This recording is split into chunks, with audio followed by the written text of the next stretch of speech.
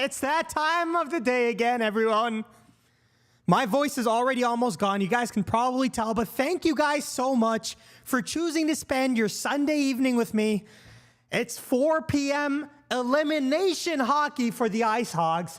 So welcome one and all to all Hogs fans and Hawks fans alike. This is a huge game for Artyom Levshunov, for Kevin Korchinski, for Del Mastro, for Commesso. You can go down the list for Colton Dock. This is the biggest game of their respective careers, and we're here to watch it live. Thank you once again so much for joining us. We have a lot to go through in a very short time. The live stream for the game starts at 4 p.m. Central sharp, and you already know I'm running on Celsius, so let me take a quick sip before we start.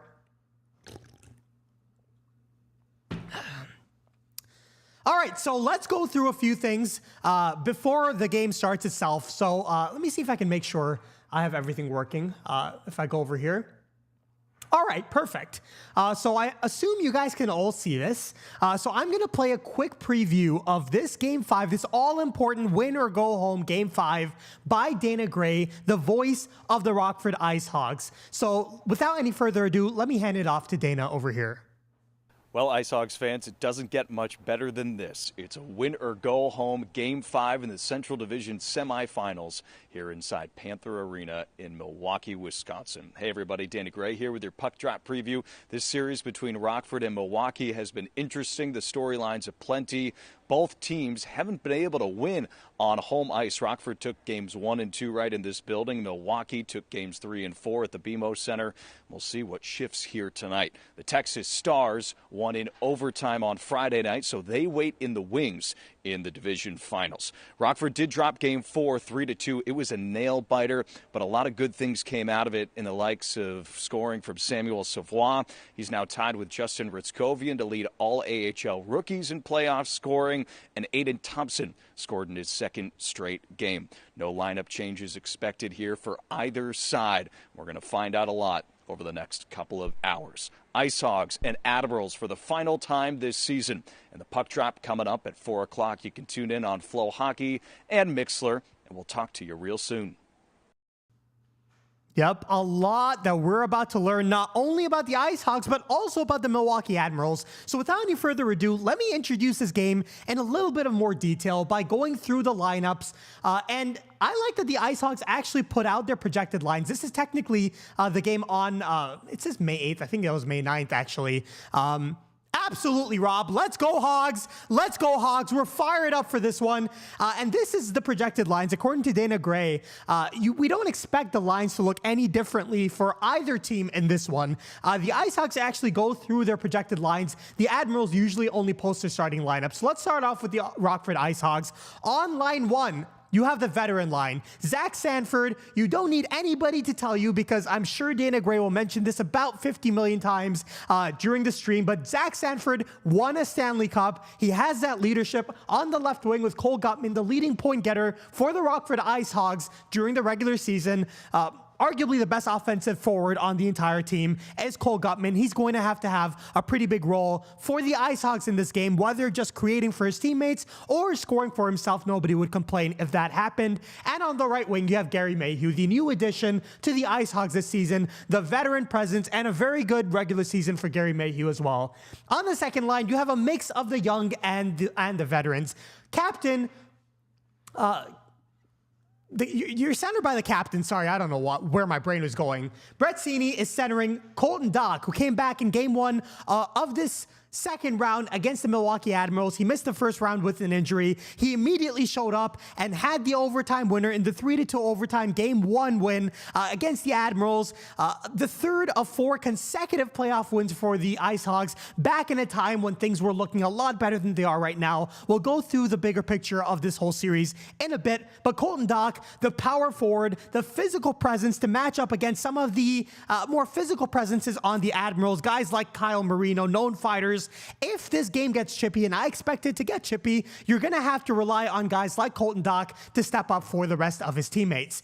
Again, Sini, the captain of the team, the leader, centering Joey Anderson, who had a hat trick in the 6-1 Game 2 win against the Milwaukee Admirals earlier in this series. It seems like a lifetime ago, given just how these past 2 games have gone for the IceHogs, and we'll go through that in a little bit.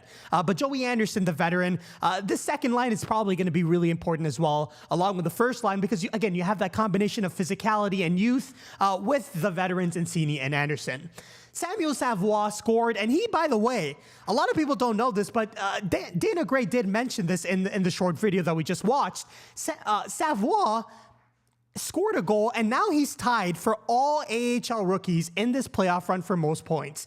So that's going to be a big storyline. If he can get another point and maybe take that AHL spot, the rookie leading spot by himself, that would be pretty awesome, playing on that third line with Kate and Gavin Hayes. A bit of a quiet regular season for Hayes. A lot of fans, myself included, had higher expectations from him. But again, he's a guy, a bit of a jack of all trades on that third line. Hopefully he can provide a scoring touch to help the IceHogs win this all-important game.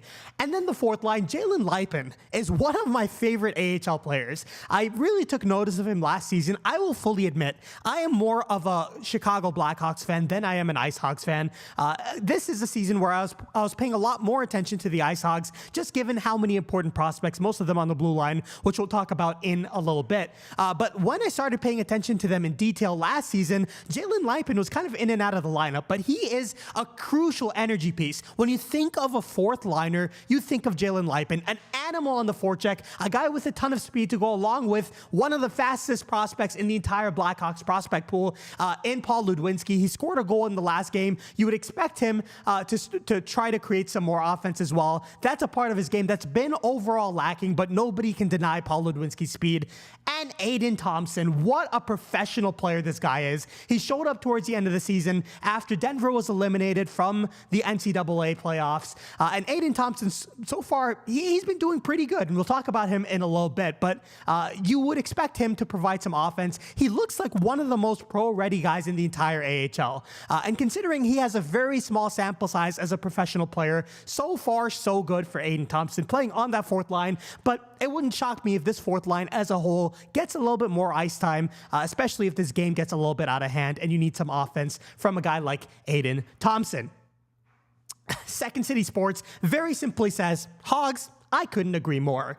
Defensemen have been a pretty big issue over the past 2 games. Now, before we even go talk about the defensemen, I want to talk about Drew Commesso, because the Hogs began this playoff run on an absolute heater. They won their first 4 games. They swept the Chicago Wolves in 2 games, and then won the first 2 games in this series against the Milwaukee Admirals. Now, before we go any further, it's important to note the Hogs are the underdogs in the series. The Admirals were 3rd in the entire West with a record of 40-21-5 for 91 points. In contrast, the IceHogs, who admittedly didn't have all of their prospects for the entire season, but regardless, they were the worst team by record to make the playoffs in the entire AHL. They had a record of 31-33-6, so well below 500, and only had 71 points. That's 21 points less than the Admirals. So it's fair to say that even though the Hogs won their first 2 games, they are the overall underdogs in the series. In my opinion, the only reason the Hogs began on that heater is Drew Commesso. Oh my God, I can't talk, boys. I need another sip of Celsius. You already know the routine. Give me a second. Anyways, through the first 4 games, all Hogs wins, Drew Commesso faced 128 shots and only allowed 4 goals. That's an absurd 969 save percentage. 969. Nice. Since then, over the past 2 games, he's had a save percentage of 849. But I would put anything on the line to say that is not his fault. You can nitpick on maybe a couple of those goals, but every goaltender, especially a young goaltender, a prospect like Drew Commesso, is going to let in a few goals. The bottom line is the Hogs are a very young team, especially on that blue line, and they've made life miserable for their goaltender over the past 2 games. Game 3 was a 6-2 loss to the Admirals, in which the blue line as a whole was just horrendous from top to bottom. And Game 4, even though it was a 3-2 loss, in the second period, that second period was I think definitely the Hogs' worst period of the entire season, especially the entire playoffs. The Admirals outshot the Hogs 12-3 in that frame, and the entire blue line put up an absolute disaster class. The first pairing of Kevin Korchinski and Ethan Del Mastro need to be on top of their games, especially defensively against the skill of the Admirals. Otherwise, this game is going to get out of hand. I would point especially to Ethan Del Mastro because he is being tasked with being a physical presence on that first pairing. I don't think he was anywhere near physical enough in Game 4, and I expect him to have a nice bounce-back game. The second pairing of Kevin Fitzgerald, who's a bit more of a veteran, and 19-year-old Artyom Levshunov is going to be extremely important. I would argue that Levshunov is the most important prospect on this entire Hogs roster, and for good reason. He was drafted second overall. He's been up and down between the AHL and the NHL this season, and he was not good in Game 4. I remember the whiff he had in the slot. It was one of the ugliest plays I've seen. He's had a lot of turnovers in transition. He needs to sharpen up. This is Game 5. This is the moment where you see what these young prospects are made of. The best of the best, whether in the AHL or the NHL, the same general concept applies. The best of the best tighten up their games when they're up against the wall. And now the Hogs are facing elimination for the first time all playoffs. I would expect Artyom Levshunov to have a really good game. And if he does, that's a great omen for the Blackhawks in the future.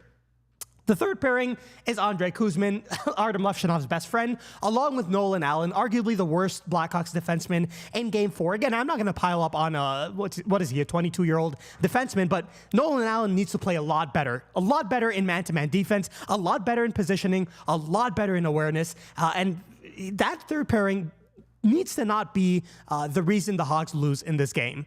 Artie needs to find his game. Absolutely, I agree. Bean says, let's go Hogs. Absolutely, we're fired up. The stream seems to be starting now. Let me refresh my stream.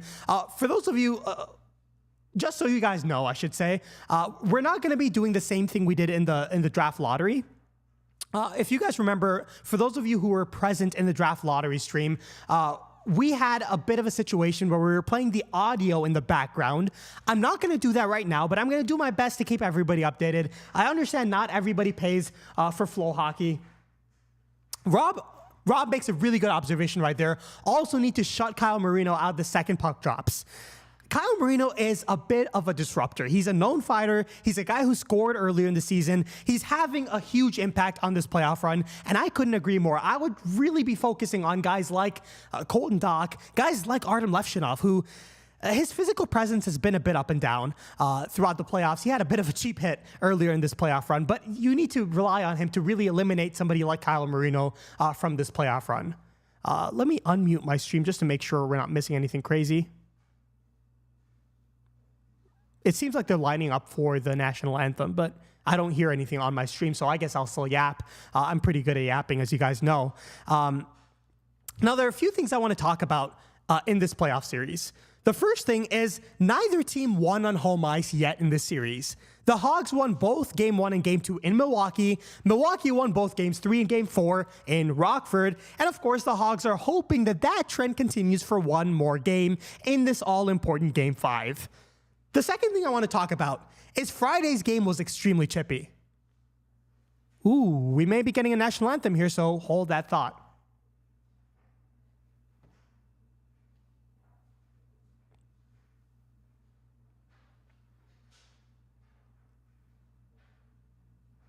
All right, so I'm going to shut up while the national anthem's going on, just out of respect, and then I'll resume my yapping right after that finishes. So please stand by. Do you guys want me to sing along? Is that patriotic?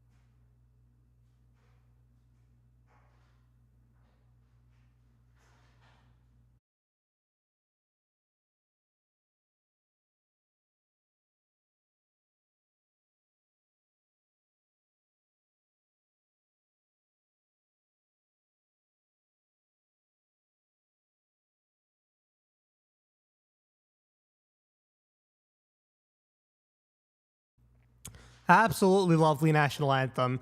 Jack Master says, let's go Hogs. Milwaukee smells like cheese and beer. I could not agree more. By the way, if my voice sounds a little bit different, number one, my voice is a little bit off. I've been doing a lot of stuff behind the scenes. A quick note before the game starts. The game is about to start, so I will switch over to the Game Center on the AHL.com. Again, I won't be putting the audio in the background for this one, but hopefully you guys can follow along either on your own streams, or I'm going to do my best to keep everybody updated. Second City Sports says, Jack Masters, that's a very kind description of Milwaukee. I've been to Milwaukee a lot, and I can confirm. Just a bunch of never mind, I'm not going to make that joke. Okay, so the game's about to start. Before it starts, a quick note on the ringside general content. I was planning to have the coaching part 2 video out today, but because I was preparing a little bit for the stream and I was locked into playoff hockey, I'm planning to upload that on Tuesday night. So I'm a bit of a night owl as puck is dropped and away we go. But anyways, I'm a bit of a night owl. So I will hopefully have that out on Tuesday night. So you guys can have an eye out for that. And after that video is uploaded, it's going to be all about draft content on the channel after that. Okay, so we got Levshunov dumping it in. Zach Sanford behind the net. Out in front, and that's deflected by whoever the heck number 12 for Milwaukee is. Fitzgerald a shot, and that goes just wide. I'm still warming up, as you can probably tell. Kiefer Bellows, and what a back check by Kevin Fitzgerald to save a breakaway. That would have been a devastating way to start for the Rockford IceHogs. We're a minute into the game. Artyom Levshunov up ahead is deflected in, and Milwaukee gets the puck right back.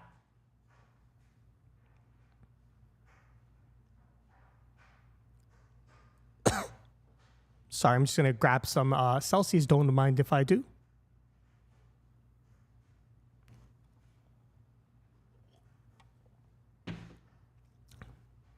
How are the boys looking? The boys just started. The hockey sun is back. Thanks for joining me, buddy. Always a hoot when you're in the chat. You know what? Let me actually make you a moderator. Add as moderator. Manage block words. Blah blah blah blah blah. There we go. Second City Sports. You're also a moderator, obviously. All right. Drew Commesso behind the net. The first pairing of the IceHogs blue line is out there. You have Kevin Korchinski out there. And the fourth line of the IceHogs as well. Gavin Hayes sends it up, and a whistle is called.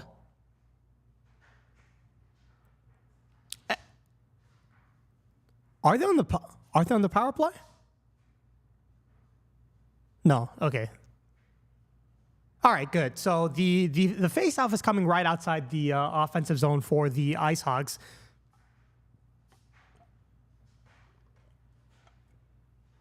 You know what I'm going to do? I think I just changed my mind. I am going to put the audio in the background. We'll see about that, Second City Sports. What obscure historical person or event will come up in today's stream? We'll see. Dallas 2-1 right now. Did what's his face score? Did Mikko Renton score? Let me see. Stars.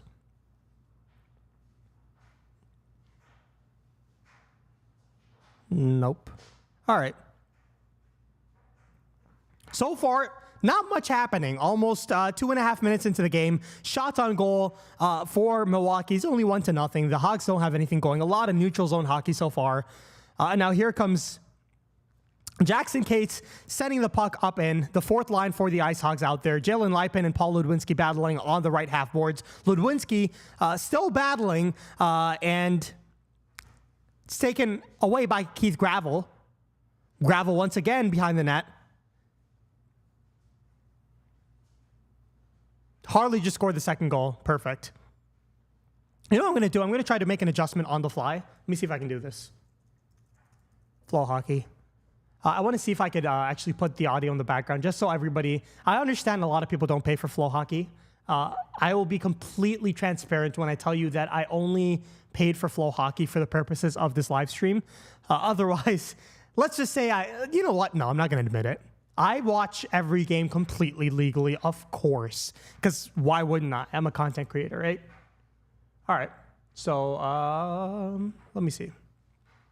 If I can go to Mac OS. So I'm going to be talking out loud just so I can keep you guys engaged. But desktop application audio capture. Okay, no, that's not going to work. Cancel. So what we're going to do is we're going to delete that. Kevin Korchinski behind the net now, gathering. I'll do this in a second. Korchinski skating out up to the left wing for Bretzini. Bretzini driving, and that's saved by Matt Murray. And that's a safe rebound control by Milwaukee, and they get it right out of the zone. Joey Anderson, a breakup, and now here is... Oh, okay, never mind. Cini almost came in on the right wing, but that's whiffed. And that's my cue to try to figure out this audio. I want to put the audio in the background, so I'm going to do this. Audio. There you go. Oh, my God. Okay, we're going to go to window capture. We're going to go to... What type of... Oh, my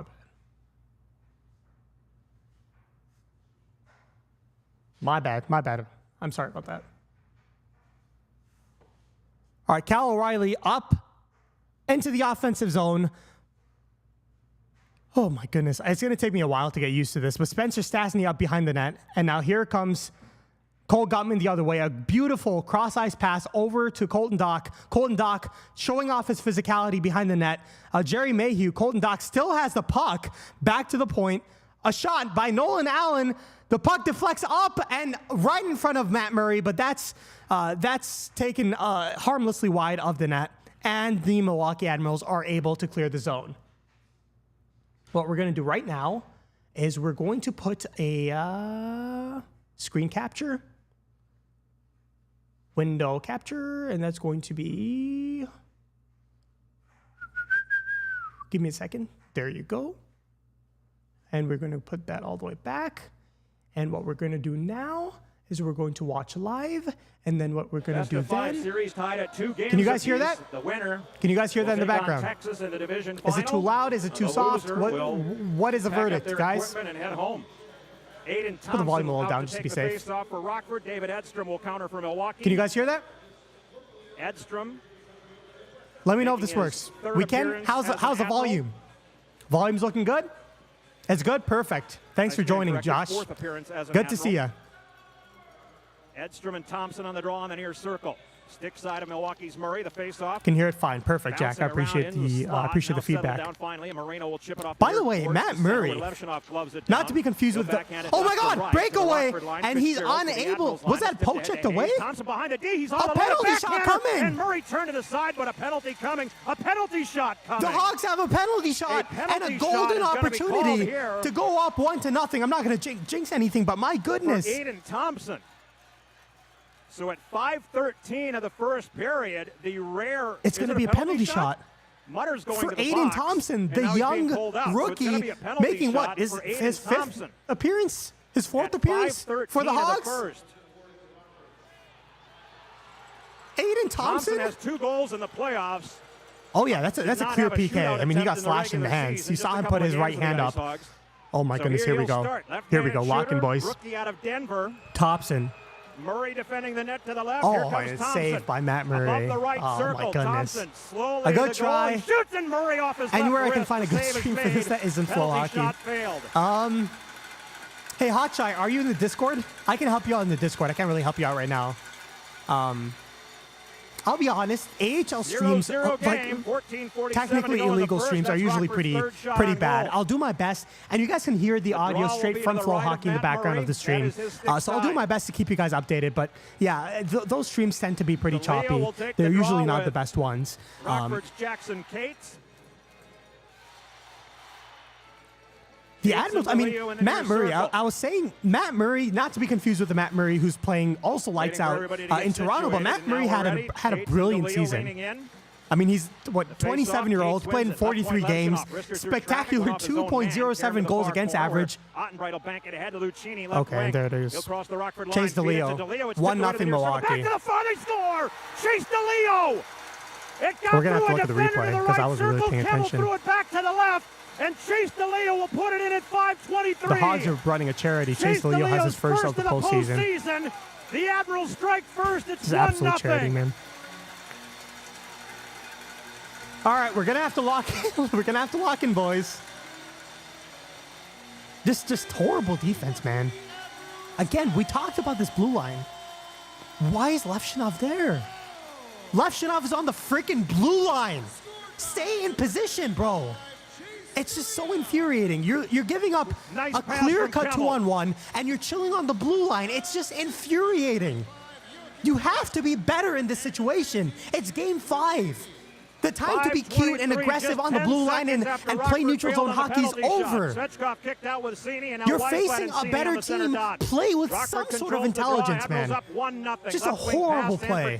And Kevin Fitzgerald, I mean, I'm not going to blame him too much. The veteran did what he could on the 2-on-1, but my goodness, man. It's just so annoying. Del Mastro spins a pass from the far circle to the left circle for Korchinski. Oh my God, man. Second City Sports just felt his knees in Walmart. The hockey son walked past a guy. Korchinski swings and misses. Who felt his knees in Walmart? Del Mastro blocked it, but Josh says, I'm hoping the Hogs go on a good run. Would be good experience for the future Hogs. Levshunov, Korchinski. Del Mastro Allen did have the best AHL defense. That's not really how it works. The AHL is a professional league, and a lot of the best teams, even the best defenses, are very veteran-based. Even it's the same as the NHL in some ways, because even though it's much more of a chaotic league and much more unpredictable, a lot of the best teams in the NHL are veteran teams that know how to win, and the same applies to the AHL. I would argue Rockford definitely has some of the most talent, but you can't have reads like that by Levshunov and expect to win. Again, I don't want to be reaming on a 19-year-old player who has all the talent in the world, but that's just unacceptable. And now look, you're out shooting the Admirals 6-2, and you're down 1-0. And your goaltender, who's been standing on his head all playoff run, is just being left out to dry. If you play normal defense and you make normal reads and you play like a smart AHL defenseman, your goaltender will make the saves. You're just leaving him out to dry. It's unacceptable. Carter just joined the stream. WTH. I mean, yeah. Just a horrible start. It's just a bad read. It's so frustrating. Cheating. You can say cheating for offense. You can say being aggressive, trying to make an aggressive neutral zone play, but it's just not. It's not the right read. It's not the right time to make that read. And now the Admirals are just too good of a team to make those types of mistakes against.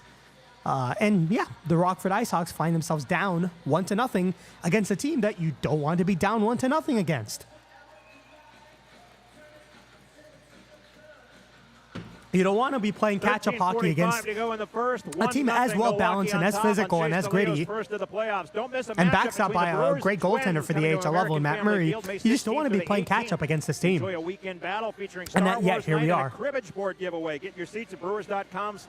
hope for a quick answer for the IceHogs, because this is a big momentum thing, man. If the body language starts to change, it's going to be hard to recover against this team. The first line for the IceHogs is out there. Take the draw across from the Admirals. Cole Gottman, gotta win this faceoff, buddy. Let's get some chances on net. Gottman has the puck behind the net. Nice little deke. Gets to the left half boards. Kuzman sends it back in. Goes right in front to Matt Murray, and he's able to cover it up. And it's already getting chippy out in front of the net. Mayhew poking at it a couple of times. Friedman took exception and this is going to happen all game, man, especially now that the Admirals are out to a 1-0 lead. Even though, again, it's frustrating, but I don't mean to repeat myself and to be this guy, but Rockford have a 7-2 shots on goal advantage, and it's just a boneheaded defensive breakdown that leads to a 1-0 deficit. It's so frustrating, but anyways, now that the Admirals are out to a 1-0 lead, you can expect them to be chippy after every whistle, and the Hogs are just going to have to respond to that. Gutman again on the draw. The referee doesn't really drop the puck there. Josh says, I get what you're saying, and you're probably right, but my point is all 4 of those players should be able to play a regular shift in the NHL, and Korch/Lev expect to excel. Yeah, I mean, your point is well taken. I'm not pushing back at all. I completely agree with you that this, in terms of talent, Face off. Excuse me. Of the Admirals goal. Friedman had to You would drag it away expect after and moving and just left slash it for him. hope Friedman from the right the young corner, blue line lob to it be in able the to air. help carry the Bouncing to Hogs the to some Rockford sort of line. playoff Allen will drag success. it to the right circle, But steered on again, the this boards is to the blue they're line up where it against a went off the veteran, skate. very balanced team, a team with veterans all over the lineup, a team with talent all over the lineup, a much better team than the Hogs. Look, I don't mean to make excuses. I'm just trying to keep the expectations where they should be. And Levshunov especially is a very up and down player. He was that way in the NHL. He played way better in the NHL than he did in the AHL all season, but he's a very up and down player. Like, he makes great plays and he makes boneheaded plays, very little in between. He's very aggressive, extremely athletic, extremely flashes brilliance every shift. But he sometimes does make those very frustrating plays, and the Hogs are going to have to deal with that. So far, they have to deal with that because now they're down 1-0. Slap it from the red line around the Rockford net. Far hash marks. Allen will send it back to the near corner. Kuzman, left wing. Played by Doc, knocked down by Friedman, but just to the near hash marks, and then Kuzman sends it rink wide. Artie's had multiple bad reads, Jack says. Artie's had multiple bad reads over the last couple of weeks, and Drew has bailed him out. Frustrating as hell after watching him play better against higher competition levels with the Hogs.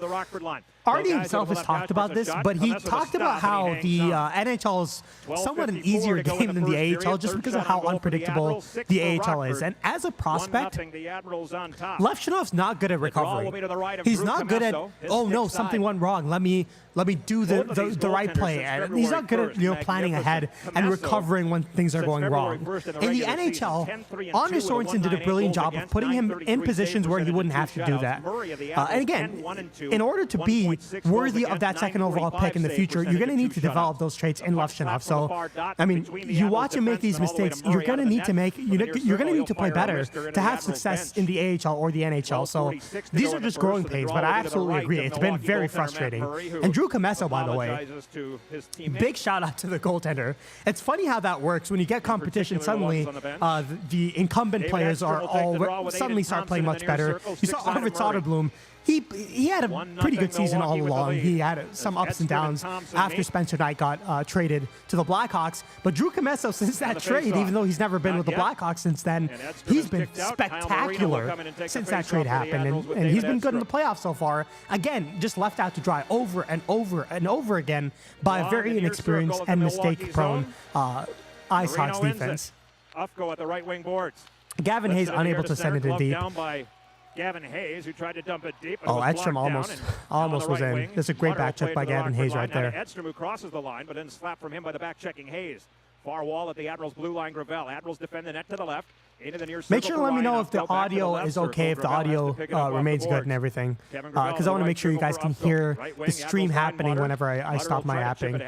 Because I know a lot of you guys in chat don't have flow hockey. I don't want to get copyright striked. So I am going to be apping quite a bit, but just like I did with the lottery, we're going to be following along here. And I do have a Flow Hockey subscription, so this is going to be as close to live as you're going to get if you're not at the game. So in between my apping, I'll be sure to shut up and let you guys listen to the game. We have an offensive zone face-off on the left circle to the right of Matt Murray. Zach Sanford with Joey Anderson and looks like Cini on his right wing. The first pairing of the IceHogs out there. Sanford wins the draw. A sharp angle shot, rebound, Cini, and that's easily shrugged off by Matt Murray. Korchinski to Del Mastro. Del Mastro back to Korchinski. The puck is bouncing all over. He just has to send it in deep. The Hogs are able to retain. Sanford back to Del Mastro. And Anderson will wind it behind the net. Far corner, Sanford. To the right point, Del Mastro carries to the middle of the blue line. Left circle, Korchinski. Korchinski passing it to the skate of a Milwaukee Admiral. Icing is waved off, and now the Hogs will recover behind their own net. And Del Mastro will skate it out and send it to Korchinski. Del Mastro picks it up as the Admirals. Bad pass by Korchinski, and now here come the Admirals again. Left wing to the red line, stepping in front of it to Leo, bouncing it into the offensive zone. He gets it Sanford. back to Leo, the near dot, goes to the goal line. Around the net, he's centered on the far post, blocked away, but then he tips it left circle. Shot by Ottenbright, blocked in front. Bouncing away, Kemmel good save, huge save by Commesso right there. Right circle, Stastny with a lane. There's Noah Cates trying to race two Admirals to the puck, and that won't work out. Again, a bad pass by Korchinski. We talked about this again. I spent a lot of the stream criticizing Levshunov for that read at the blue line. You got to say the same thing about Korchinski. You make a bad pass under no real pressure. You had one forechecker against two young defensemen for the Hogs. You make a bad pass, and suddenly Drew Commesso Comesso's under fire. 3 straight shots on goal, including one tremendous save with a ton of traffic in front of him. Drew Commesso shouldn't be having to make these saves every 5 minutes because the blue line makes mistakes. This shouldn't be happening. And it's your 2 most notable defensemen making these mistakes. Levshunov earlier on leading to the 1-0 goal, and Korchinski just then with a bad pass, and that's his strength. Korchinski's supposed to be a great passer in transition. You got to be better, especially in a setting like this. And the face-off. Push to the far boards. Ludwinski tipped from him by Svechkov to the Josh says Ludwinski did not have the greatest numbers this year. You're absolutely right about that. Do we think there's a chance he could be an NHL 3rd or 4th liner in 2 to 3 years? He doesn't have offensive talent. And I know that's a little bit harsh to say, but in order to be a 3rd liner, you need to have some offensive upside. Offensive awareness, some creativity, some skill. Ludwinski is very much an up-and-down speed-first player. I think he's in a pretty big category, a pretty crowded category in the Hogs prospect pool of guys who project well to be 4th liners, but may need to round out their games a little bit to reach that level, given just how good the prospect pool is. A tip just goes just wide of the far post for Commesso. He's happy to see that go wide. But I would say Ludwinski's in the same category with guys like Samuel Savoie, for example. Savoie has more bite. Ludwinski has a little bit more speed. They all project to be in competition for that 4th line role in the future. If anything more than that is just gravy. A bump from Cates. The puck slapped away, but held in right point Friedman. Center point Del Gaizo. Wrister went off the skates. I agree with you, Josh. Korchinski's skating and passing is a little bit like Shea Theodore. Shea Theodore is a better skater. But again, in terms of upside, that's the ideal situation. He does need to fill out. He talked about this. I don't know if you guys saw. Ben Pope had an article earlier in the season, I'd say about 2 months ago, where he talked about how Korchinski spent too much time on the ice in the past offseason when he should have been gaining weight, especially in the lower. Nolan Allen's heading to the penalty box here. So Milwaukee will go on the power play for the first time when we come back. 9:49 Looks to like go the Hogs are going to the power play. That's going to be pretty big. Oh, no, never mind. Milwaukee's going to the power play. Yippee.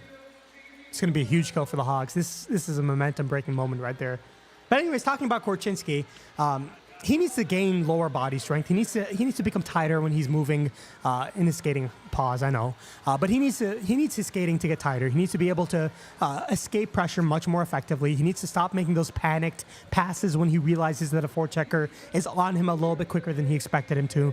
And all of that, I think, would be better in the AHL. This offseason is going to be very telling for Korchinski. A lot of what he does wrong on the ice is physical. I think if he becomes a better skater, if he becomes more physically confident in one-on-one battles, he will be a much better player. I think his intelligence as a player is pretty spectacular. You just need that physicality to match up with that intelligence to be an effective NHL player. White. She played what the heck is happening? You guys hear that? Jingle, and she must have known the words to at least a myth.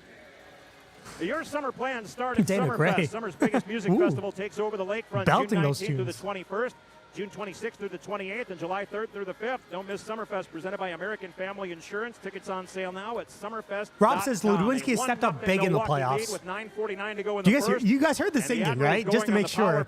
That was Dana Gray singing. I don't know if he thought that the stream was paused. In the AHL, they don't pause for commercials, which is one of the best parts about watching AHL hockey compared to the NHL. But Dana Gray was taking that opportunity to belt out some tunes.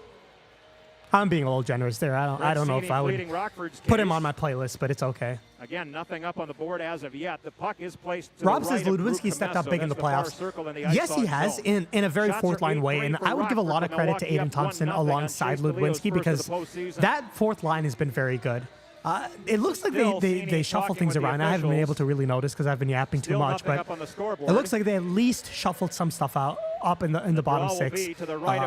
But Aiden Thompson's really changed the outlook of the forward core for the IceHogs. I would say even though Aiden Thompson's quite old to be making his professional debut, he's 23 right now, and he just left Denver after being in the NCAA for quite a while for the champion Denver NCAA team.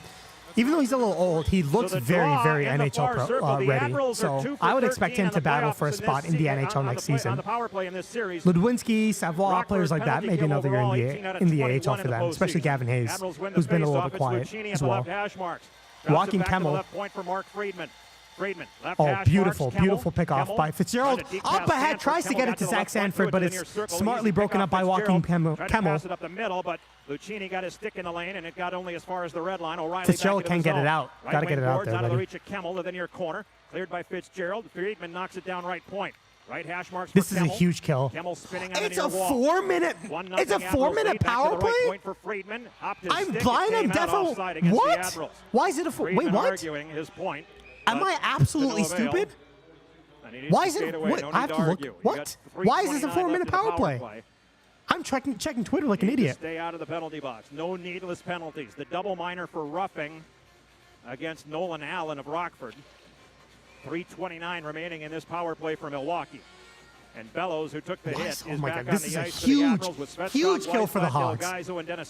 3 minutes and 28 seconds left of power play time with 9:17 left in the first. Already down 1-0. The Hogs need to kill this off, man. 9:17 to go in the first. Second City says, I really thought when the Hawks traded up to take Korchinski, they were doing it to get Kemmel. I forgive the Hawks for taking Korchinski. I was pretty upset when that happened. Huge play by Del Mastro. And that puck is cleared again. Almost a minute killed out of the 4-minute power play for Milwaukee. But anyways, what I was saying is I forgive Davidson for maybe a slight reach on Korchinski because he was able to draft. Svechkov across the good line play by Korchinski, buddy. For Bellows, bottom of the far good defensive play by Korchinski right there. Crease. It's tipped away from Weisblatt. Bellows far corner. Sends it from the far corner to the near hash marks behind the goal. Svechkov wrapped up by Cini. Svechkov gets to the corner. Korchinski battling. And he gets it out. Huge play by Korchinski. That's what I'm talking about. Almost goes the other way, too. But I couldn't see who it was for the IceHogs who fell down there. Yeah, the hockey side. I thought they were going to take Nazar, too. Nazar was one of my favorite prospects from 2022. And that's why I forgive Davidson a lot for reaching a little bit on Korchinski because he was able to get Nazar at 13th overall. So.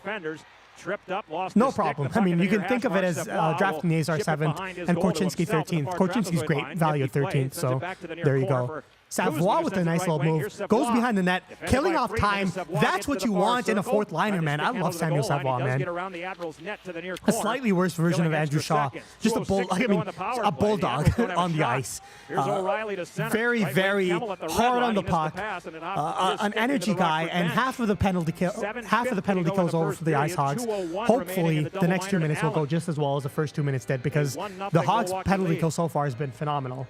Rockford, I mentioned the numbers of the goaltenders since February 1st. Since March 1st, excuse me. Since February 1st, Rockford's penalty kill was just 73.6%. Dana Gray putting some bad energy on the Hogs penalty kill. I don't care. This is a different PK than the Hogs finished the season with. So now we're into the second. The Hogs did not have Levshunov, Korchinski, Doc towards the end of the season. So that's context that you need to remember. Who steered it back center point Friedman. Off the post! Oh my goodness, that was close. From the left circle, a wrister. Oh my goodness. The Admirals are really attacking now. I blame Dana Gray for bringing up the bad PK stats. O'Reilly will backhand it right circle. Kemmel. Joachim Kemmel on the right boards. To the right corner. Play back to the right point for Friedman. Very aggressive PK. Beautiful play by Lipin. Lipin finally gets it out. I hope the Hogs are able to go for a change here because the first PK unit was looking a lot better than this PK unit was. To go in the power play. The Admirals don't have a shot. 1-0. The Admirals on top. Shots are 8-3. Yeah, they are able to get off. El Gaizo, right wing red line. Denisenko got past Cini. Here comes Joey Anderson, shorthanded. He smartly goes to the outside. Up to Kuzmin. Kuzmin, I don't know what it is. Let me know if I'm alone in this. I don't know why Andre Kuzmin looks so much like a forward. I don't know why. Just his body type. And another great clear. Under a minute left in this power play. A huge kill. I don't want to jinx this. Murray will glove it down. 40 minutes away from a great kill, and now the Hogs' best PK unit is out there. Left wing Svechkov to the wall for Bellows. Zach Sanford and Simon Nevers. This is the second PK unit, but still. At the red line on the left wing. Sanford battling along the boards. He gets it on his backhand, and he clears it down the ice. 23 seconds left in the Milwaukee Admirals power play. It's been a great kill so far. Some shaky moments from the third PK unit, but that's to be expected. Now here come the Admirals with speed, and it's again cleared. What a PK by Rockford here. Spectacular plays. Ooh, that is high. That's high praise, buddy. 5:53 to go in the first period. A 1-0 Admirals lead. Marino on the PK over, but almost a great play as the PK expires. Swims to the net. Backhand attempt got away from him in the paint. Just as Samuel Savoie always reminds him of Yanni Gord, just buzzing around, chirping, and as you mentioned, the shot. He's overall, I think, a slightly lower upside version of an Andrew Shaw or a Yanni Gord, but it's just in that same category of player, an absolute fan favorite. If he makes the NHL, he's going to have an immediate impact. That's not something you need a lot of creativity to see. Levshunov, long wrist shot. He does that quite a bit, doesn't he? Cole Gutman, a great button hook behind the net. Jerry Mayhew, a shot by Kuzman, and that's blocked out front. Here's a lot of pressure by the Hogs, but the Admirals are just able to get it out. They'll get it to Marino. Levshunov slaps it into the zone. And Aiden Thompson on the forecheck. That's a good play by the Admirals behind the net. It comes to the near corner. Gravel behind the net for Ufko, who steers it back to Gravel. Pressure coming from Savoie, who leaps into Gravel. Ufko takes a hit by... Shields the puck and slid it on the was that Gavin Hayes? I don't even know who that was. Hard rim on the left wing. It hopped the stick of Ullinen. Held in by the IceHogs at the right point. Gravel sends it in deep, and Delmastro to recover. Nice little spin to get away from pressure. Korchinski needs to get better at doing that, by the way. Delmastro behind the Rockford net. Savoie, bad pass, buddy. Got to make a stronger play on the puck there, buddy. Especially if you're a physical player and you want to be known as a defensive forward, you cannot make that soft play in the defensive zone. Now here come the Admirals. Lucky to get that clear, man. It's just, the Hogs are playing well, but it's just one mistake leading to pressure, and then the Hogs dominate, and then one other mistake leads to pressure, and right there, the Hogs were lucky to escape, but one mistake, a weak play by Savoie in the defensive zone. You got to make a stronger play on the puck, but a weak play almost leads to extended pressure again. The Hogs need to stay out of their own way, man. They would be winning this game if they just didn't make mistakes. Play goes on. The Admirals slapped it away from the IceHogs from the Admirals blue line. Savoie seems like a glue guy the Hawks could use, brings guys to the fight. I will say, you're absolutely right about that, because when it comes to lifting up a locker room, you need guys like that. You think of the impact that a guy like Andrew Shaw had, and even beyond Andrew Shaw, Brian Bickle, who was more of a power forward than a grinder, but still had a lot of that presence off the ice as well. You need a guy like that to lift up a locker room, especially in a long and grueling season, and hopefully in a long and grueling playoff run as well, as the Hawks become a little bit of a better team. I hope Savoie makes the team, man. He's one of the prospects that I'm rooting for the most for one of those fourth-line roles. So I hope he makes the team, because if he does, again, he's going to be that glue guy. It does not take a lot of imagination to see that impact out of Samuel Savoie. So I would be excited to see that. Also an absolute beauty. Beautiful hair, beautiful facial hair. I mean, no Diddy, but you know what I mean. Right of Murray once more. Sanford across from Lucchini. Stick side of Murray. Good read by Levshunov to keep it in. Push to the middle of the line. Sanford behind the net. There to bank it off the left wing board. Nice pinch by Kevin Fitzgerald. Fitzgerald again. What a pass! Cini, why are you spinning to your backhand, buddy? But that was a good chance and a good save by Matt Murray. I thought he had room to just shoot on his forehand there. What a pass. I didn't see who passed it, but I think that was Zach Sanford with the pass, and Cini spun to his backhand and tried shooting it far side instead of just gathering it and shooting it. I thought he had some time. It's just... Again, I'm going to beat a dead horse here. On the 1-0 goal, Levshunov steps up for a completely stupid hit. Just a horrible read. And the Admirals take advantage. Then, the Admirals have 4 shots on goal. And you have to understand, they also had a 4-minute power play that the Hawks killed. And even with that, they only have 4 shots on goal. 3 of those shots on goal... Actually, I think they have 5. But at least 3 of those shots on goal came when Kevin Korchinski made a bad play in the defensive zone under no real pressure. And one of them came on the power play, towards the end of the power play. And the other one was a mistake by Levshunov. If the Hogs just don't make mistakes, they would be playing a perfect game so far. 11-4 or 11-5, if my count was correct. Shots on goal advantage for the Hogs, and a 1-0 lead for Milwaukee, Milwaukee are thoroughly enjoying this game. This game is only going to get chippier and chippier as this game goes on. It's just so unfortunate that the Hogs can't seem to stay out of their own way. You can't make these plays. You can't make these reads. You can't make these mistakes. This is not the regular season. This is not the NHL where you're sheltered from all attention because Connor Bedard is taking all the negative attention and because nobody seems to care about a 31st place team. This just isn't the case. The stream is experiencing technical issues. What else is new about Flow Hockey? We're back. Fought off by the there we go. You guys can still hear, right? Weisblatt in the near corner. Middle of his blue line, Svechkov. Gutman again, great defensive play. Blue. Got by Levshunov, but back-checking Gutman to push it to the wall. Svechkov will oh, absolutely, Josh. I'm not, by the way, I'm criticizing Levshunov a lot. I am a huge fan of Levshunov. Big fan of Korchinski. Rinzel's the same way, even though he doesn't make as many mistakes. But I'm not at all implying that their ceiling or their caliber of prospects is being affected by this. It's just a learning experience. This is Game 5 of the playoffs. The time for making mistakes and learning from them and taking your own sweet time and development's over. You want to see them take the next step. And look, Levshunov made a mistake that led to a goal. Now I want to see him show a flash that leads to a goal for the IceHogs. I'm completely fine if Levshunov has this up and down trajectory, given that he's new to North American ice, but he needs to have those positive shifts as well. So let's see if he can respond now. Same with Korchinski, same with Savoie, same with all the young players. Korchinski yeets the puck out of the zone now. Korchinski to the Admirals line.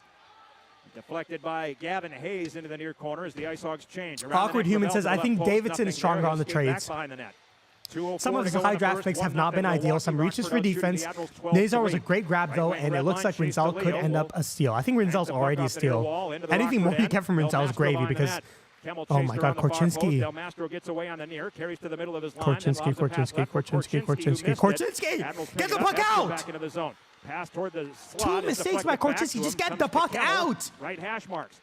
Kemmel into the near corner. Oh my goodness. Pokes around past Mutter to the far circle. Edstrom back on the rim for Mutter behind the net. Korchinski had an easy outlet again. His way to the near corner. Good save by Commesso to soak up defense. Again, unenforced errors over and over and over again. I understand the first play at the blue line this time, Korchinski had the puck hop over his stick, so I was being a little bit rude.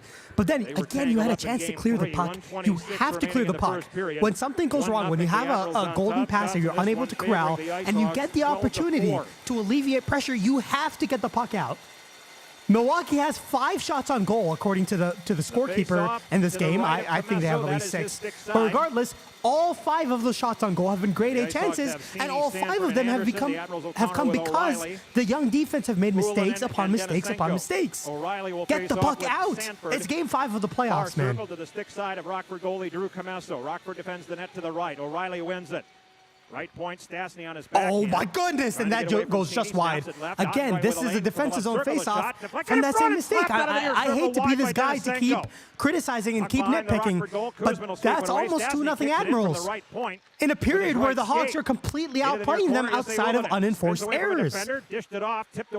Nolan Allen falling down. Oh my goodness, what is happening? And then O'Reilly from the right hash marks will send it behind the net. Denisenko fends off a defender, Allen. Again, deflects just wide of the far post. Right point, Stastny. He'll move to the middle of the line. Risker through traffic wide of the far post.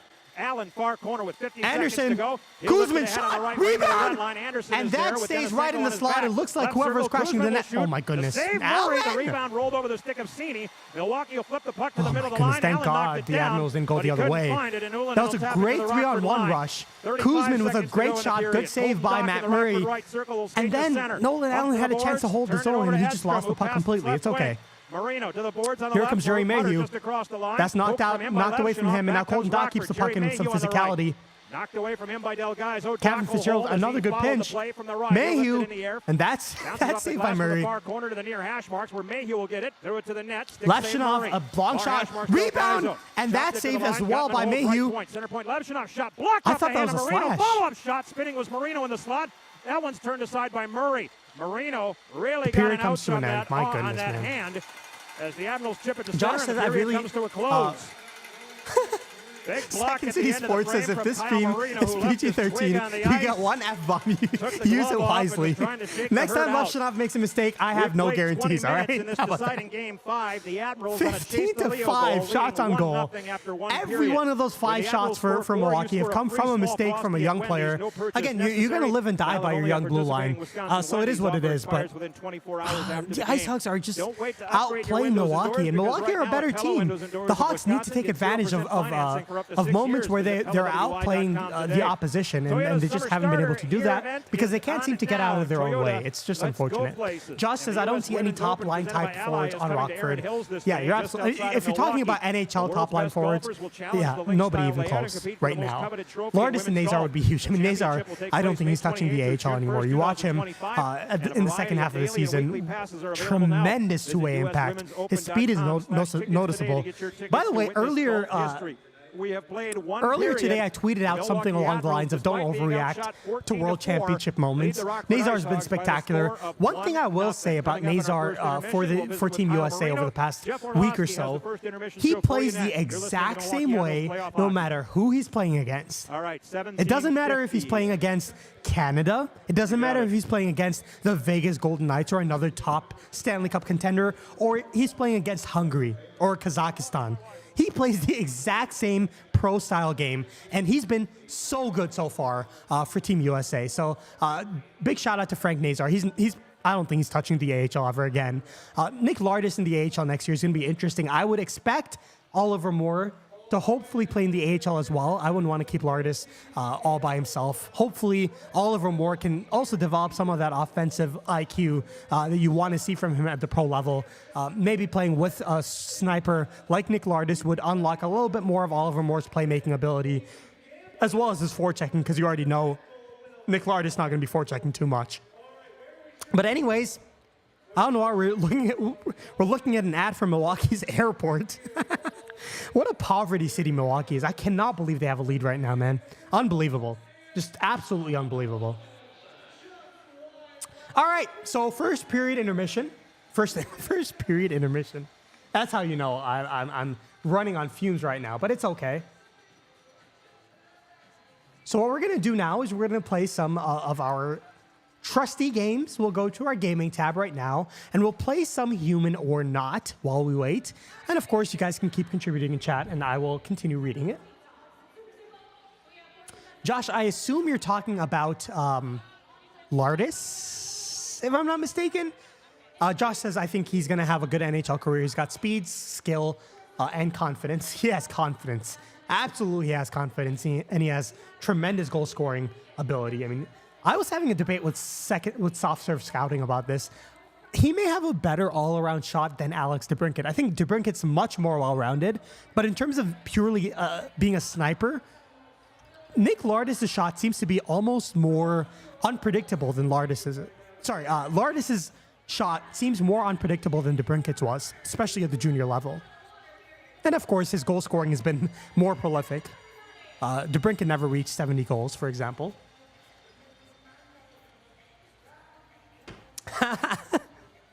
Second City says, is the Admiral Stadium BMO North? Just like the Brewers are Wrigley North. I mean, well, start new game. All right. We need to lock in, but I mean, the Cubs got the best manager in Brewers history, so that's really all that matters. We will start this conversation, so let's lock in right now, all right?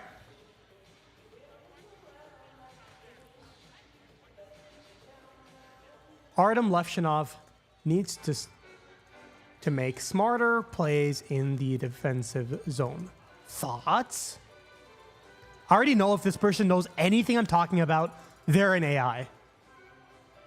If this person's like, who the heck is this Belarusian goober, then I know this person's a human, so we'll see.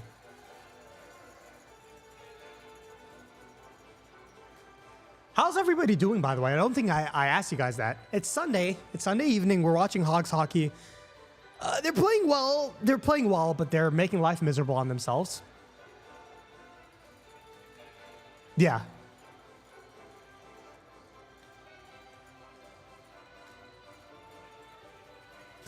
What the hell? Now I know he's human. See, my strategy always works. Undefeated. Unlike Brandon. Unlike the hockey... What's his name in YouTube, man? I suck at names. Unlike the hockey son, I am undefeated in this game. Don't look at my previous streams for proof. Just take me at my word, okay?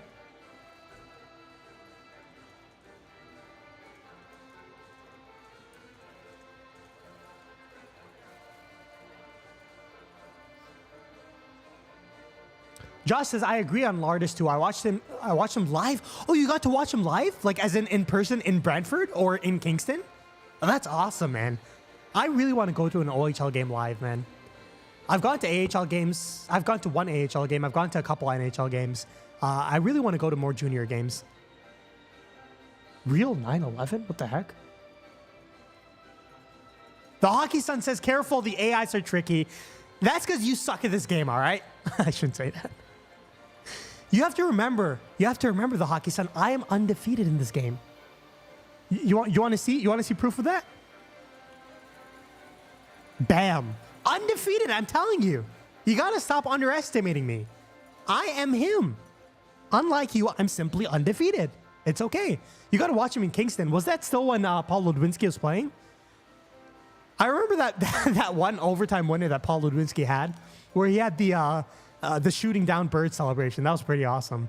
I've never been able to watch one of their games live, but yeah, I'm not going to be able to watch Nick Lardis live in the OHL, of course, because he's going to be in the AHL. But ooh, that's a good idea, Second City. I'm going to ask about Karachi next.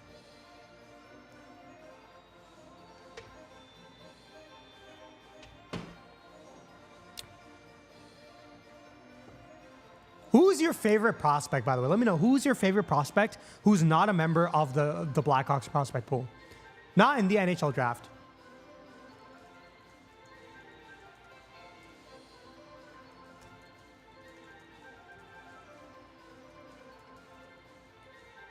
There you go. Let's see if this works. Oh, you're from Kingston. So are you like a proper Frontenacs fan? That's awesome.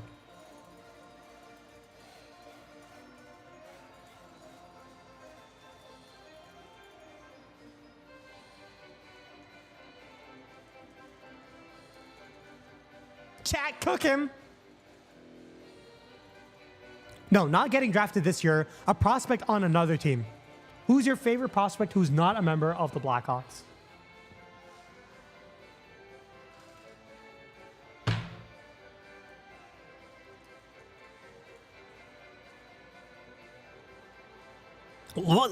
Let's teach him a thing or two. I mean, who doesn't know what Karachi is, man?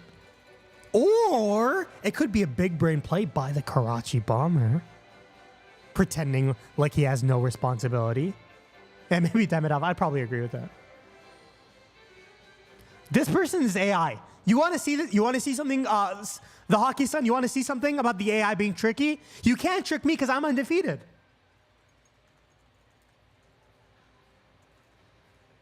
You can't trick me.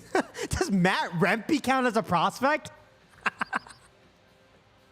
How old is this guy? 1 second. Matt Rempe. Isn't he like 27? He's 22? My bad. I don't know why I thought he was way older.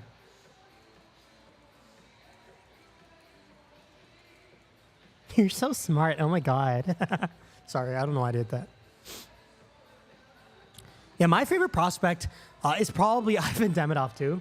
This is an AI bot. Hey, watch this, Hockey Sun. Watch this, Hockey Sun. Careful, the AIs are tricky in this game. Watch this. Bam. You think you can trick someone who's undefeated? I'm undefeated. You have to understand that. Undefeated. You can't trick me. New game. 2 for 2. I'm telling you, stop doubting me, man. A Hockey Sun. Worrying about me getting tricked by AI. All right, what are we doing? All right. Who is your favorite prospect in the NHL? Nobody who's outside of our small little circle knows anything about hockey, unless they're from overseas, especially if they're in America. If these people are Canadian, then all the respect to them. But if this is an American-sounding person, and they are able to mention a prospect in the NHL, we know it's an AI bot. Can confirm that's what the Hockey Sun sounds like. What the flying... What does that mean? All right, you know what?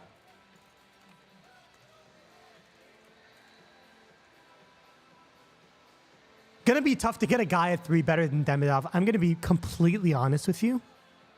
Outside of Michael Misa, there is no forward in this draft that is even comparable to Demidov. I'm sorry to put to burst your bubble a little bit. Not yours specifically. I'm saying in general. I'm not calling you out, but nobody in this draft outside of Michael Misa is even close. What's so cool about them, huh? Winnipeg scores. Who scored? I mean, Porter Martone, I've been hammering the Porter Martone train. He has a lot of deficiencies in his game, man. Demidov was nowhere near that porous as an all-around player.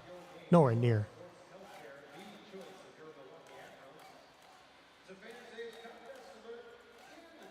Karachi's very good at sport.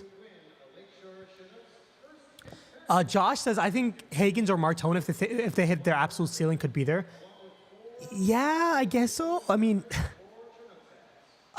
as a caliber of prospect, you also have to consider floor, and both Hagens and Martone have very low floors. Martone especially. Hagens, I'm very What the heck is this? You're a human? I find you insulting. They may find this insulting. This is probably Brandon trying to screw me over. The hockey son trying to confuse me. This is rigged. I don't even consider this a part of my record. I am still undefeated. What the heck is this? What is Hokey Sweetie? I'm very good at sport. Karachi? Oh my God, they're known for sport. What sport are they known for? Cricket? Who the heck cares about cricket? They're cool. Stop talking to me like that. You know what? You were an AI bot just because you were disrespecting me. How about that? Denway is our future Sorry you guys had to hear that. I just had to blow off some steam. But as you can see, I'm still very much undefeated. So let's go to a new game. This game's too easy. Just undefeated upon undefeated upon undefeated. Niederreiter scored. I don't know who I want to win that series. Probably leading Winnipeg, just for the craziness of it all. I want to see Hellebuck do better. The other side is starting the conversation, so let's find a way to turn this conversation and start talking about the Karachi Bomber. That's the goal. Denway and Frendell intrigue me. Probably higher floors, lower ceilings. Denway might be a guy who loves come playoff time. Bergeron-ish. Pretty good. Which obscure historical figure shall we talk about? He's bigger than Bergeron. I'll talk about that in a second. I just want to finish this conversation first. But that's a pretty, it's a pretty common sentiment. I will explain to you why I find find it hard to jump to that conclusion. He's extremely skilled, though. I'm a big fan of Denway. I think he's a very, very high floor player. I see a very easy pathway to be a center. He's one of the best pure centers in this draft. No. What do you think of Dup? Why isn't Dup Hope? There you go. Is it just me, or do we have 5 slightly smaller Denoyers already in the system? I do think Denoyer has more. I said, what do you think of him? Again, this is AI. Brandon thinks he can. The hockey son thinks he can distract me. Do you notice? Did you notice? Oh my goodness. Exactly. Henry VIII is not obscure enough. I see the Celsius is speaking now. Absolutely not. I'm just standing up for myself.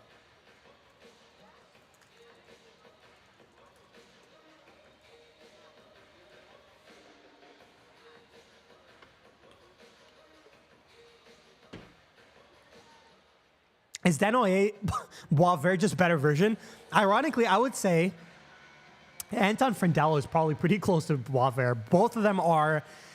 let me find a way to say this without being completely rude. Both of them thrive on the power play.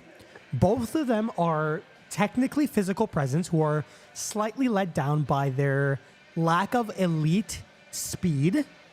I am finding a way to navigate this very carefully. Both of them probably have slightly better production than their caliber of prospect. A lot of people say, like, Boisvert is my 3rd favorite player in the entire prospect pool. I think that's a little ridiculous. He had the production of one. We'll see how he does in Boston. And both of them, both of them have a long ways to go to actually translate to being NHL centers. So from that perspective, I think those two players are pretty similar. Desnoyers, I think, is more of a true center than Boisvert is. Oh, this is an AI bot. Yeah, that's easy. See, I'm still undefeated. You see that, the hockey son? You see this? It depends on if Desnoyers is French-Canadian. Oh my God.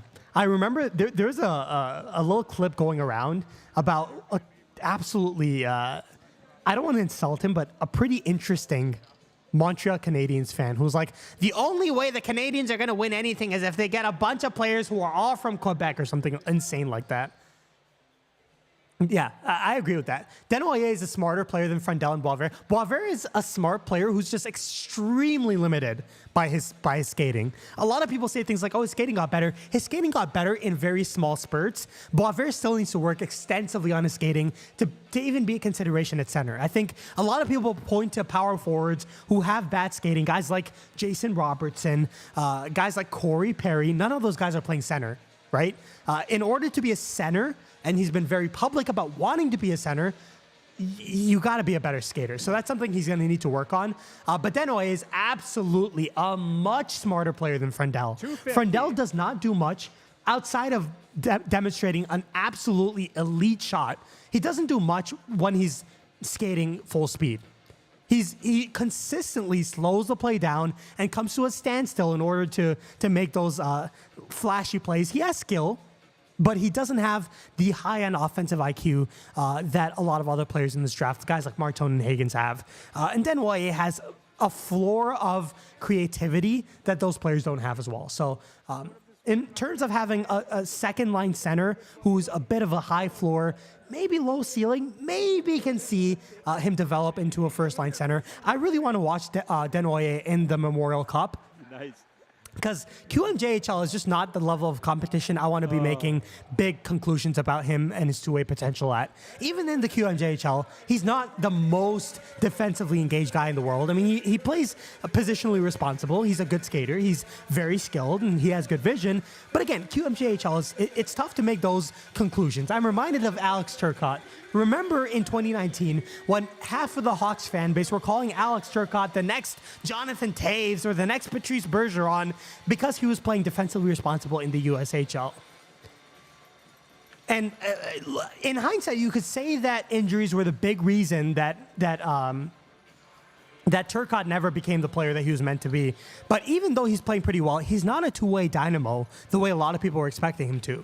And I think the same could be with Caleb Desnoyers. I do think he's more naturally skilled than Turcotte was, but we'll see about that two-way potential when he reaches a higher level of competition. I think he needs to play in the NCAA next season. The NCAA is the third best league in the world, in my opinion, very close with the KHL. But in terms of development, I would put it way above the KHL because you won't see your minutes taken away the moment you make a mistake. The NCAA is a physical league. It's a well-balanced league between offense and defense. I would want to see how Desnoyers handles that level of competition before he makes the jump to the professional level. And many more conclusions can be made when that happens. Turcotte is from Chicago. Hometown bias goes crazy. You're seeing that same hometown bias happen with the New York Islanders and James Higgins. But with that being said, the second period is about to start. So let's go back to the actual stream. And let's go back from to Landmark Credit Union Rink at UW Can you guys still Milwaukee hear? Panther Arena. This is Milwaukee Admirals playoff hockey. I'm Aaron Sims. Matt Murray and the Admirals. Yeah, you guys should be able to hear the audio. You guys can still hear the audio of the game, right? 14-4 on the scoreboard. The shots favor Rockford. The official stat sheet says 15-5. Soup says, how would you feel about Desnoyers at 3? I'll talk about that in the second intermission. I'll have some thoughts. I appreciate you guys. Let me know that you can hear. Let me know if the audio is okay. Period between the Admirals and IceHogs underway. Puck to the Admirals line on the left. Ryan Ufko will skate it to the left wing red line and wrist it around the goalie from the near corner. Audio's good, perfect. All right. Kicked off Sanford, skate to Cini above the left circle. He'll get the Hawks need a huge second period because they outplayed the Admirals and they're still down 1-0. You cannot let this game go out of hand. The next goal is going to be extremely important, whoever scores it. For those of you who don't know, for those of you who are not familiar with AHL hockey, This is a best-of-5 series. So the way the Calder Cup playoff works is the first round is a best-of-3 series. The Hogs swept that in 2 games against Chicago. And now we're in the Central Division Semifinals, which is a best-of-5 series. The Division Finals, if the Hogs reach it, will be against the Texas Stars. Another best-of-5 series. And then the Conference Final, best-of-7. Calder Cup Finals, best-of-7. So this is Game 5. This is a do-or-die. Win or go home for both of these teams. Anderson hits the Admirals blue line on the far boards and winds it around the net. Bellows tips it at the near hash marks to center. Cini at the red line on the near Let's go Levshunov, absolutely soup. We need to see some positives. Here comes Joey Anderson up the left wing. Colton Dock. Moving to the far boards. It gets to the right point to Levshunov, and now he sends it in deep. Around the net where it gets to the right point for Levshunov. He'll send it back to the near corner. Friedman chipping at it, then swats it with Korchinski and Levshunov are playing together. No, never mind. Levshunov went off, and now it's Del Mastro. To the far hash marks Colton Dock. Dock skates to the goal line. Then behind the net, Ufko swept it away from him, but Dock chased. You know what I will say, Josh? I would be way more comfortable trading down in this draft than a lot of people seem to be. I'll explain more in the second intermission. But the more you think about it, the more trading down for the Hawks makes more sense, especially if you get an NHL-ready player. And if you still pick around 6 to 8, I think that's the sweet spot of this draft. And this is the ideal situation if you're able to turn that into draft capital in 2026. Ideally a first-round pick, even if the values don't really add up. If somebody falls in love with a guy like Higgins or Martone, hold that thought. Gutman, a shot goes wide. Passes right to the red line. Gutman moving to the right circle. He shoots. It's muffled wide off the stick of Friedman. Bounce off the end boards to the far circle. O'Reilly will tap it to center. Back to the Rockford line on the left, Del Mastro. IceHogs defend the net to the left. It's Del Mastro on the far board, skating to the red line. Now to the Admirals. Gavin Hayes, good recovery. Kuzmin, shot is blocked by the first guy. I don't like to see that. Send it left point, Del Mastro. Right, Kuzmin, shot blocked by Denisenko. Now here come the Admirals the other way. 3 on 2. Good save. Good save by Commesso, making himself big. The wrister off the chest of the goalie. Loose puck in the slot. Gavin Hayes will backhand it to center. Lucchini will intercept as he comes off the Q says, where is Buffalo drafting? Buffalo is drafting 9th. They went down to, they finished 7th worst in the standings, so now they're drafting 9th. Could O'Brien still be available? We'll talk through that in the second intermission. How about that? We'll talk through, I'll do a very, very, very quick assessment on some of those top prospects. In terms of upside, I see the same upside as some of those top prospects that could be available 3, though. Will push it behind the net. Especially in the skill set that the Hawks specifically should be looking for. I do think Martone is a better prospect, and I think Higgins is a better prospect than someone like Jake O'Brien. But in terms of upside, they're roughly the same. Kemmel trying to help. He'll knock it free. By the way, I'm a huge fan of James Higgins. Kicked it off his right skate. I would put him at a comfortable 3rd in this year's draft rankings. Problem is, the Hawks cannot draft James Higgins. Levshunov, bad pass for Korchinski. Good read, bad pass. You'll live and die with those moments. Now here's Levshunov again. Make a good pass here, buddy. Almost loses the puck. It's okay. Oh my God, an iced. Did he get the tip? Sorry about that. Yes, he did not. Linesman on this side of the ice. One thing that drives me insane is when a young player makes a mistake and then makes another mistake right after. Joey Anderson is. But anyways, we need size in the top 6. Absolutely. It's not just about that. It's not just about this draft. Every single metric suggests that the Hawks will be a bad team again next season. Hopefully you see improvement. You don't want to see them finish 2nd worst. But the top of next year's draft is also pretty small. Gavin McKenna is obviously going number 1. But he's a bit of a lanky player. And then you have guys like Ivar Stenberg and Ivar Stenberg, I should say. Viggo Bjork, players like that. All of them are smaller winger-type players. If you draft James Higgins, you cannot draft one of those players again next season. Your top 6 will just be way too small. And then you'll constantly be chasing guys like, look at what the Devils did. Sending way too much for Timo Meier just because of size. You'll constantly be chasing size in the top 6 after that. That's why, even though I think James Higgins is the so-called better prospect, I would love to theoretically in a vacuum see James Higgins playing off Bedard, the left-hander with the right-hander, the playmaker with the sniper. I think they would be dynamic together. I just don't think it's even a possibility for the Hawks right now. So I'd rather see Martone from that perspective. To the near wall, skating No. Nazar is my favorite prospect in this entire draft, in this entire prospect pool. I do think Hagens could be more of a player who plays with Bedard on the same line. I don't think it's as important for Hagens to be a center. In fact, I think playing center puts Hagens out of play too often, which scores! Who is that? Brett Cini with a great pass out front, and the Rockford IceHogs tie this game up. We got a game, baby. Let's go. It's Zach Sanford, Stanley Cup winner with the Blues. And the IceHogs have tied this game. Dana Gray didn't say it, so I said it. But what a pass by Brett Cini, the captain and the leader, finds Zach Sanford in between 3 Admirals players, and it's 1-1. We got a game, baby. Just got to cut down on mistakes, and we would be in the lead. The Rockford IceHogs are not out of it yet. 5 minutes into the second period, we got a tie game. Let's go. We're going to celebrate with a sip of Celsius. Give me a moment. Do you guys hear that? Why is Dana Gray putting negative energy all game, man? Come on. The Admirals need to show more energy. No, they don't. The Admirals need to show less energy. Above the left circle, Good save. Gets it to center, tip from Weisblatt, but Friedman follows. He'll cross the middle of the Good line. save, not giving up a rebound, getting way out and getting the glove in front of that play.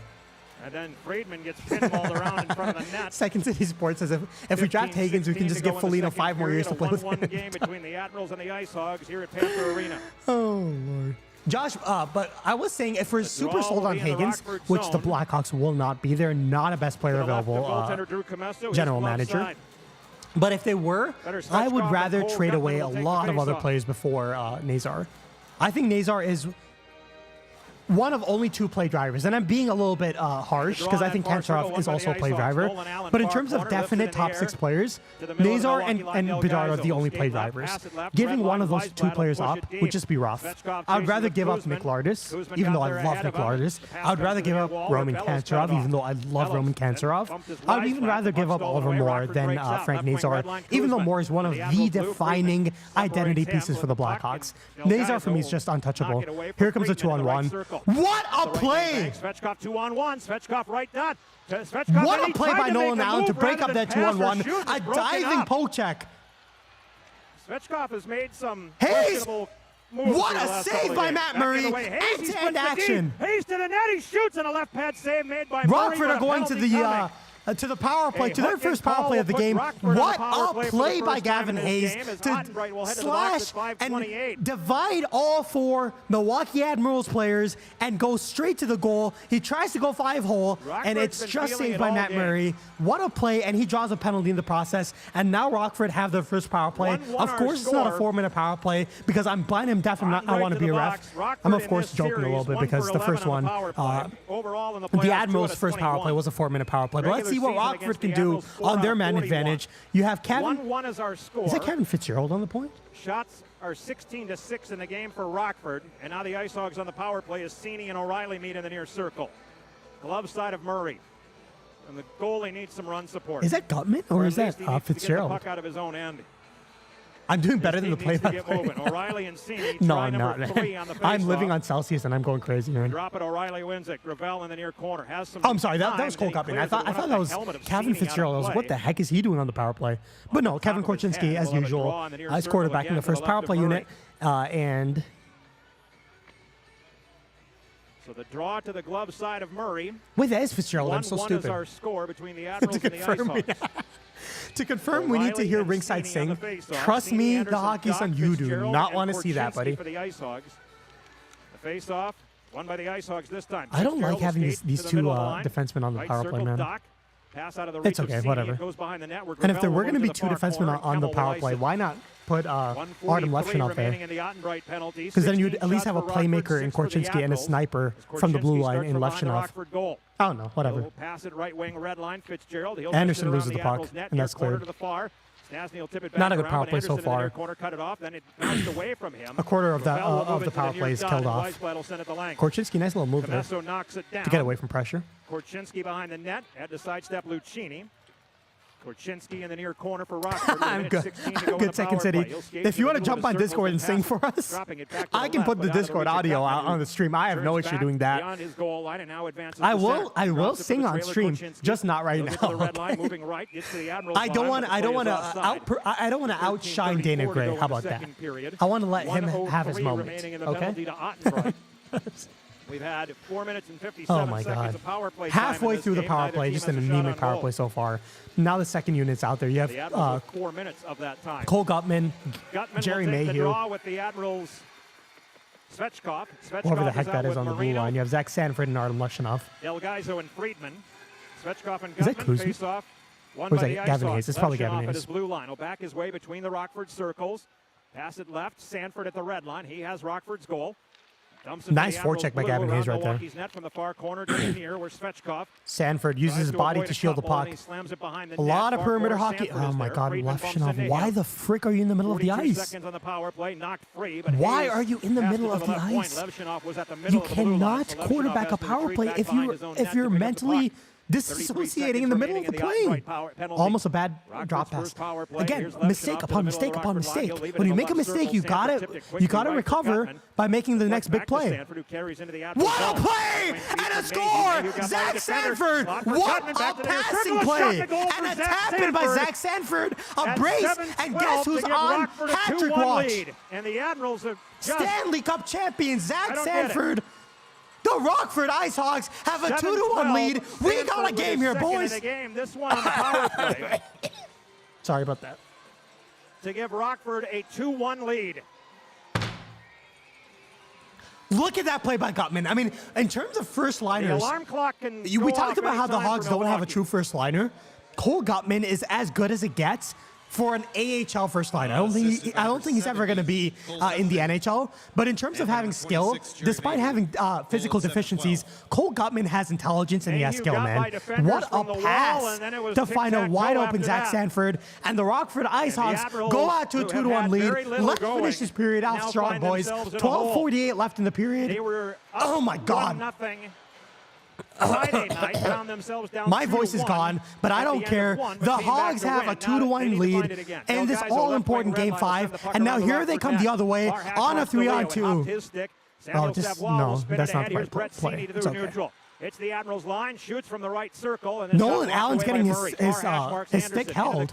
No call. Outlet on the right wing boards. It'll get to the line. Held in at the left point by Del Mastro, and the Admirals not chasing that loose puck. It comes to the right circle. Allen threw it to the corner. I'm going to rest my voice a little bit. I'll let Dana Gray take over. Here they come now. Shot. It goes just wide. A lot of close calls for the Admirals, considering how little ice time they've had in the offensive zone. They only have 7 shots on goal, but that's not including 1 shot that went off the post, and at least 3 shots that deflected just wide of Drew Commesso. This is a 2-1 lead that the Hogs need to carry to the end of this period. We talked about how the next goal is so important. This next goal is just as important. Boards for Bellows, who backhands it right circle. Svechkov sends it in deep. Andre Kuzmin wheeling and dealing and sends it up. A good breakout by the IceHogs, and they send it in deep at the end of their shift. Here's Cates to center. He'll flip it Get some peach mango body armor for the throat. I have some throat coat. You guys know what throat coat is? This stuff. Oh, I thought yeah. Nice cover of the puck by Drew Commesso. You guys know what throat coat is? Throat coat. It sounds dirty. It's not, I promise. You're listening to Milwaukee Admirals playoff hockey. It's the stuff that Ariana Grande uses for her voice before she sings. Don't ask me how I know that. One last time, I need to be the one. Sorry about that.